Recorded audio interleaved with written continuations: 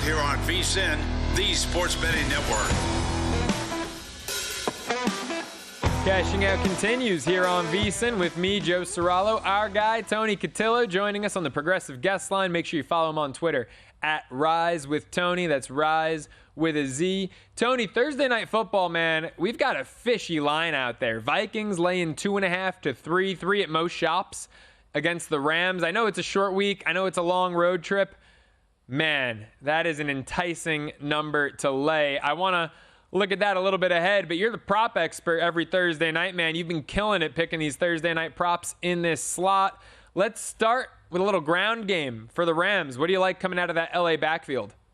Yeah, I think it's the only guy that you can like on the Rams right now. Well, obviously, we're going to get to Cooper Kupp in a minute, but from the backfield, Kyren Williams is just an absolute bell cow of beast.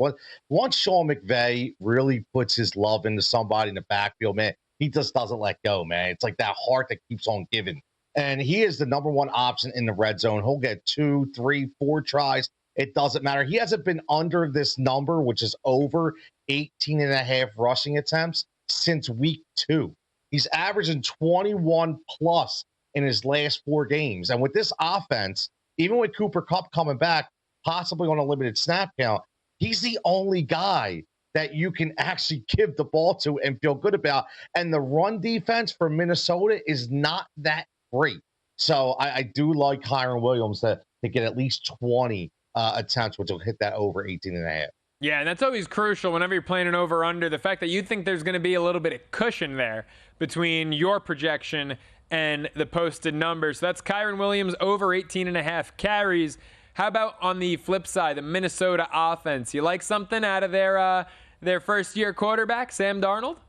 Yeah, listen, even though I'm not a Sam Darnold guy, one thing's for sure, he's got to throw the ball, man. So what I do like is, the rollover coverage that is allowing Jordan Addison finally healthy, right? And remember, he had a really bum ankle, and it's finally getting back. When you hurt an ankle, it takes weeks, and you're finally seeing him back, get to predominant health. And the one thing about him is he finds that soft coverage in a zone that allows him to get that go route while everybody's focused on Justin Jefferson. So, and TJ Hawkinson may be back, which even helps us even a little more. He's been practicing on a limited basis. So his over 40.5 receiving yards, he's averaging 50 plus in his last 3, which shows that he's getting healthy. So I really like this. And again, this is the Rams defense. This ain't the old Rams defense. This ain't the Jalen Ramsey Rams defense, okay?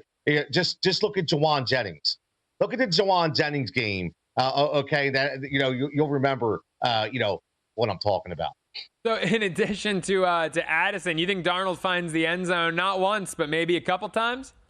Yeah, listen, man, if you take away the Jets game, he's got a 75% completion rate in 2 out of the last 3. So if you take away that Jets game, which I'm just going to chalk that up to just a bad game, he's still completing that 75%. And the Rams are giving up 345 plus in the air, man. Like, they can't stop anybody, right? So you look at that, and I told you, the Jawan Jennings game, 3 touchdowns. So I like that Sam Darnold is able to throw at least 2. One goes to Justin Jefferson, one goes to Jordan Addison, or possibly Aaron Jones in the passing game. So I definitely like the over 1.5 touchdowns for Sam Darnold. Yeah, this Rams defense, definitely a shell of its former self, Tony. Okay, I said I was going to get your take on the line here, Minnesota laying 3. Would you run to the counter to lay those 3 points with the clearly superior team? Yeah, I really would. I would. I've watched this Rams team struggle even against the Las Vegas Raiders. Listen, the one good thing is we're watching a coaching clinic been put on by 2 guys in the NFL, in my opinion, and that's Sean McVay and Matt LaFleur. And Sean McVay is finding ways to win, but that doesn't mean, okay, that he's blowing teams out. And Minnesota, listen, there's a reason why they were 5-0. Okay, so eventually you have to lose. There's just too much talent on that team. It's a really bad defense for them not to be able to at least carry those 3 points. Yeah, Kevin O'Connell out of that Sean McVay tree with the Rams. And Tony, because of that, there were some reports coming out, potentially a QB swap that Minnesota might be looking at Matthew Stafford as part of a solution to maybe their win now approach? And McVay, on the other hand, apparently, according to sources, likes Sam Darnold as someone who potentially has some long-term potential. Could you see any validity, any legitimacy to a QB swap between these two head coaches who, of course, used to work together and seem to be good buddies off the field? Yeah, I don't see it. I don't see it happening. I think it's a lot of smoke. I really do. I think. Well, I can say this, and I forget how this works, but I know there's some compensatory picks that come into play. If Darnold goes like next year, if he walks away. So there's a lot of different things that just don't make sense for Minnesota to make that kind of deal. But the one thing that does make sense, if they can elevate, with a different, I don't know who, but a different quarterback, because if they have Super Bowl aspirations, I don't think Sam Darnold's going to be that guy to get them there. I think it's almost like what we saw in Pittsburgh, right? I love that Mike Tomlin statement where he says good, not great. No, good, not confused with great. And good is what Darnold's been, not great. Justin Fields, good, not great. So when you want to be competing at the highest level, you're going to have to make some kind of switch eventually. I just don't think that Stafford deal really works out for Minnesota. Yeah, it does seem like a bit of a long shot here. I mean, how often do we see teams that are winning, right? 5-1 like Minnesota, all of a sudden make a monumental, drastic change like that? I also think there could be negative implications with getting future free agents to sign in Minnesota. If they're like, hold on, Darnold was winning games for you, and then you jumped ship and you bailed for the shiny new toy. I struggle to see that one coming to fruition. What about some movement in the receiver market? Do you think Cooper Kupp gets dealt? And if so, where are some destinations you might like to see him go? Well, I did forget that we do have a prop for Cooper Kupp. Over 6.5 receptions. In this game, I'm not concerned with the snap count. He's going to see double-digit targets. What's going to happen is, even though you hear McVay say, look, we may hold him back a little bit. Listen, once he starts rolling, they're gonna fall in love with a guy they haven't had in the last 4 or 5 weeks, right? So, and if he's traded, it's crazy, Joe. I can't believe I'm going to say this. But there's a lot of smoke going on in Philadelphia when it comes to Cooper Kupp. Another receiver? It's crazy, man. Like I thought it was all smoke and mirrors, but I kind of dug into it a little bit, and they're really working the phone hard, man. They're very upset with that Jahan Dotson move that they thought was going to solidify that third receiver role. And I'm just saying, man, you never know.